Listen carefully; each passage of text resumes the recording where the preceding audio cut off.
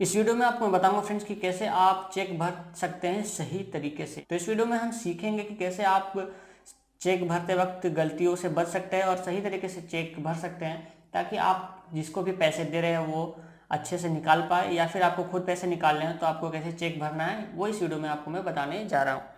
तो जैसे कि आप देख सकते हैं मेरे पास स्टेट बैंक ऑफ इंडिया का चेक है। तो अगर आपके पास बैंक का खाता है, बैंक अकाउंट है, तो आपको भी चेक बुक मिला होगा।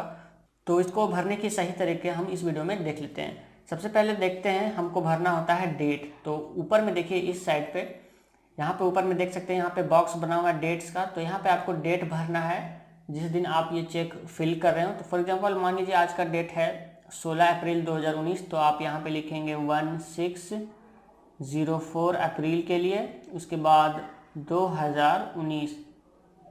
जैसे कि आप देख सकते हैं हमने यहाँ पे डेट भर लिया है और इस डेट से लेकर अगले 3 महीने तक ये चेक वैलिड होगा। यहाँ पे जैसे कि देखे लिखा हुआ है केवल 3 महीने के लिए वैध। तो इसको हम इस तरह से समझ सकते हैं कि 16 अप्रैल को अगर हमने ये चेक को भरा है तो मई जून जुलाई 16 जुलाई तक ये चेक वैलिड होगा। सबसे पहले हमने जो है डेट भर लिया। उसके बाद हमारे नेक्स्ट आता है पे। जिसको हम पे कर रहे हैं उसका नेम यहाँ पे लिखना है। जिसके नाम से हम चेक काट रहे हैं उसका नेम इस जगह पे लिखना होता है। नाम लिखते वक्त आपको कुछ सावधानियां बरतनी होती है जो मैं आपको बताता हूँ। जब भी आप नाम लिखिएगा तो पे के जस्ट बगल में आपको वो नेम लिखना होता है। ये नाम आप हिंदी या इंग्लिश किसी भी लैंग्वेज में लिख सकते हैं। तो जैसे कि यहाँ पे लिखा हुआ है तो इसको जस्ट बगल से आपको नेम लिखना है। फॉर एग्जाम्पल मुझे चेक देना है राम कुमार को, तो मैं राम कुमार के लिखने की स्टार्टिंग यहाँ से नहीं करूँगा, यानी कि यहाँ से यहाँ तक आपको गैप नहीं देना है, बल्कि बिल्कुल इसके जस्ट बगल से लिखना है यहाँ से राम कुमार, ना ही इधर से। क्योंकि अगर आप इधर गैप छोड़ देते हैं तो राम का नेम के साथ कोई भी चेंजेस कर सकते हैं, जिसके कारण आपका जो है पेई नेम बदल सकता है। तो आपको जस्ट इसके बगल से लिखना है राम कुमार।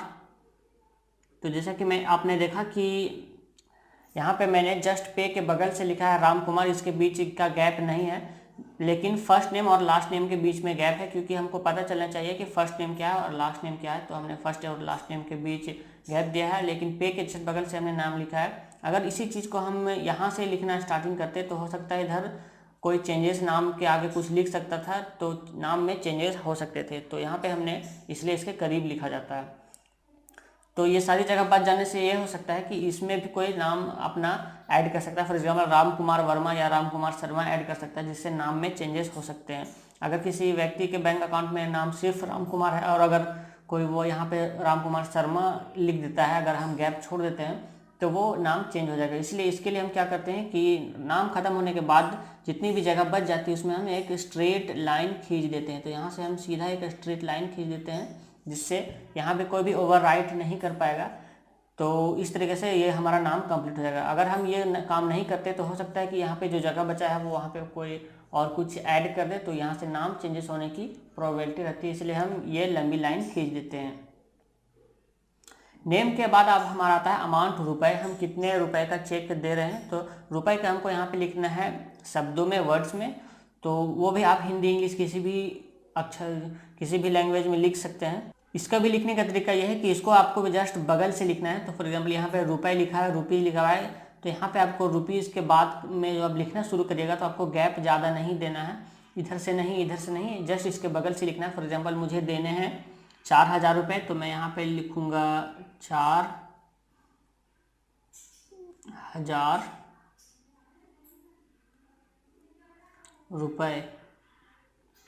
यहाँ पे मैंने 4000 रुपये लिख दिया। जैसे कि अब आपने देखा कि मैंने 4 जहाँ पे लिखा है उसके और रुपीज़ के बीच में ज़्यादा गैप नहीं है, एकदम करीब से लिखा है, ताकि इस अमाउंट में भी कोई ओवरराइट ना कर पाए, कोई छेड़खानी ना कर पाए। 4000 रुपये लिखने के बाद आपको लगाना है मात्र। ये वर्ड लिखना ज़रूरी है, आप ये चीज़ ज़रूर लिखें चेक भरते जब भी, 4000 रुपये मात्र। उसके बाद आपको जो है ऐसा लाइन खींच देनी है और ऐसे यहाँ से आपका जो है सेंटेंस ख़त्म हो जाता है। तो 4000 रुपये मात्र हमने यहाँ पे लिख दिया है और ये हमारा सेंटेंस कंप्लीट हो चुका है। जस्ट इसके बगल से लिखना है, ये चीज़ आपको हमेशा ध्यान रखनी है। उसके बाद आप क्या कर सकते हैं कि इसके बाद में जो भी जगह बच गई उसमें भी आप लाइन खींच सकते हैं। ये जो हमने लाइन खींची ये काफ़ी होता है, लेकिन अगर आप चाहें तो और भी लंबी लाइन खींच सकते हैं। फॉर एग्जांपल मैं इस लाइन को और फैला देता हूँ तो ये जो है चेक की बाकी जगह को हमने लाइन से भर दिया है। अब इस जगह पे कोई भी कुछ दूसरा चीज़ नहीं लिख पाएगा, तो यहाँ से हमने अमाउंट भी भर लिया।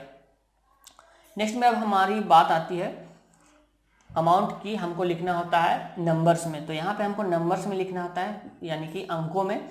तो वो चीज़ आपको यहाँ पे लिखनी है। तो इसको भी लिखते वक्त ध्यान रखिएगा कि रुपीज़ के सिंबल और लाइन के जस्ट बगल से आपको लिखना है।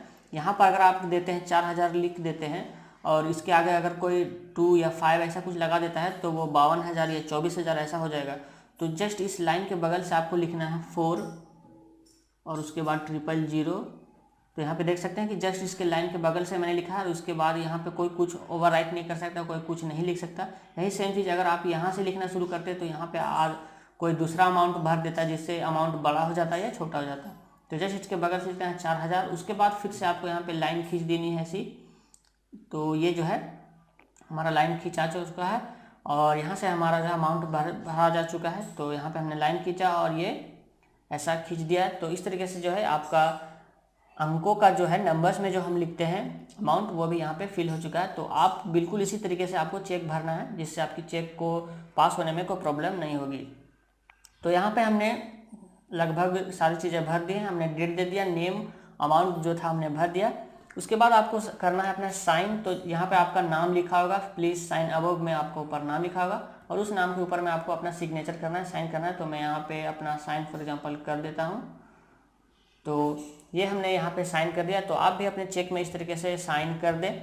तो ये लगभग जो चेक हमारा कंप्लीट हो चुका है। अब हम किसी भी इंसान को ये चेक दे सकते हैं जिसके नाम से हमने ये चेक काटा है और वो बैंक में जाके पैसे निकाल सकता है कैश से। अगर आप चाहते हैं कि जिस इंसान को आप पैसे दे रहे हैं, फॉर एग्जांपल मैं राम कुमार को पैसे दे रहा हूं और मैं चाहता हूं कि वो पैसे उसके सीधे बैंक अकाउंट में आए, उसको कैश ना मिले, यानी कि उसके बैंक अकाउंट में सीधे पैसे जाए, तो आपको कुछ इसमें चेंजेस करने होंगे और इसमें कुछ और चीज़ें ऐड करनी होंगी। तो आपको सिंपली यहाँ 2 लाइन्स खींचने हैं। तो इन 2 लाइन्स के बीच में आपको लिख देना है खाताधारी। जैसा कि आप देख सकते हैं यहाँ पे मैंने लिख दिया है खाताधारी। तो इस तरीके से क्या होगा कि आप जिस भी इंसान को चेक दीजिएगा वो चेक उसके सीधे बैंक अकाउंट में जाएगा, ना कि उसको कैश मिलेगा। तो अगर आप चाहते हैं कि जिस इंसान को आप पैसे दे रहे हैं उसके बैंक अकाउंट में जाए तो ये चीज़ आपको करनी होगी।